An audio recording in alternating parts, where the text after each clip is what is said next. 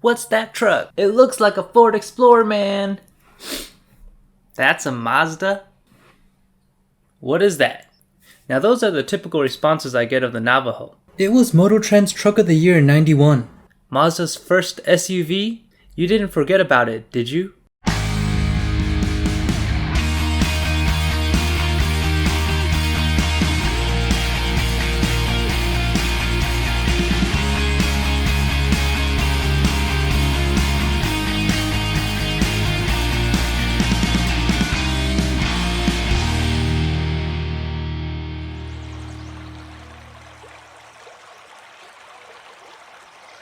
What comes to mind when you think Mazda and off-road?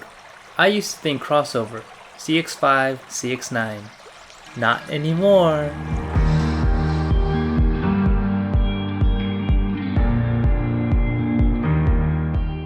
So why? Why do so few people recall this vehicle?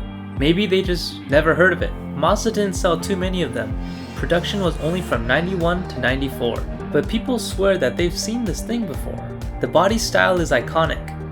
The icon of a Ford Explorer.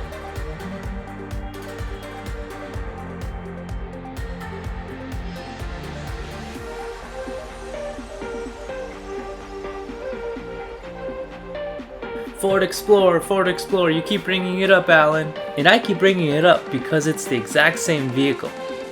Well, almost. Well, similarities between the Explorer and the Navajo are to be expected, because during the time of production, Ford had almost a 25% stake in Mazda. The only differences on the exterior are treatments to the front grille, the wheels, and the tail lights. In the interior, the difference is badging and light placement? That's about it. There's really not that much different. On-road, it handles like you'd expect a truck to handle on-road. It's no sports car, but it'll sit tidy in that corner. I think it handles decent on-road because of that front sway bar. But that front sway bar is a double-edged sword. It makes a nice ride on-road, but off-road. Restricted articulation, less flex, by a lot. Now there's some interesting suspension going on underneath the vehicle. Think Bronco. Twin traction beam, TTB in the front, and an 8.8 solid live axle in the rear. So this is an actual truck, body on frame. Alright, let's all go buy Navajos.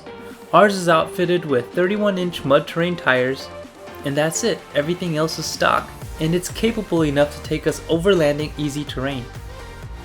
Hey, if you haven't already, smash that like button and subscribe to our growing channel.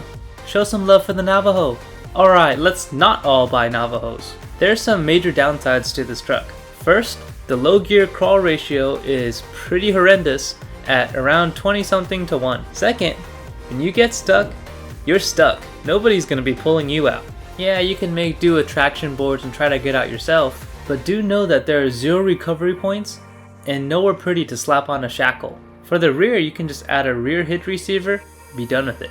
But for the front, your best bet is to add a new bumper, but that means cutting away at your body panels. You've got to admit, it's rare to see Navajos out on the streets these days, especially cherry ones like this. And there's a certain charm in having a clean, stock vehicle of the past. Would you really want to ruin it by chopping off that front bumper? If this was your vehicle, would you cut the front to add that bumper, or would you keep it cherry clean?